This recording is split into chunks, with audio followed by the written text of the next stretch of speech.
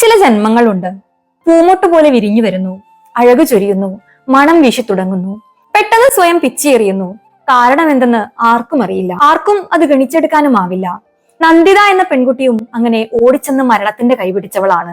സ്നേഹത്തിന് വേണ്ടി ഉഴറുകയും അത് ലഭിക്കാതെ വന്നപ്പോൾ തന്നോട് തന്നെ പ്രതികാരം വീട്ടുകയും ഈ ലോകം വിട്ടു പോവുകയും ചെയ്ത നന്ദിത തന്റെ ജീവിതത്തിന്റെ ബാക്കി പത്രമായി അവശേഷിപ്പിച്ച കവിതകളാണിത്. തന്റെ പ്രണയം പോലെ തന്നെ ആരും കാണാതെ രഹസ്യമായി സൂക്ഷിച്ചിരുന്നത്. എന്നെ അറിയാത്ത, എന്നെ കാണാത്ത, ഉറക്കത്തിൽ എന്റെ പേര് ചൊല്ലി വിളിച്ച സ്വപ്നമേ, എന്റെ മുഖത്തു തറച്ച നിന്റെ കണ്ണുകൾ, അവ ആണ്ടിറങ്ങിയത് എന്റെ ഹൃദയത്തിലാണ്, ആഴമേറിയ 2 ഗർത്തങ്ങൾ സൃഷ്ടിച്ചുകൊണ്ട്. ആ ഗർത്തങ്ങളിൽ നന്ദിത അവളെ തന്നെ കുഴിച്ചിട്ടു. തൂലിക തുമ്പിൽ അഗ്നി വഹിച്ചിരുന്ന അവൾ നഷ്ടപ്രണയത്തെക്കുറിച്ചും മരണത്തെക്കുറിച്ചും ഇംഗ്ലീഷിലും മലയാളത്തിലും അനായാസം എഴുതി.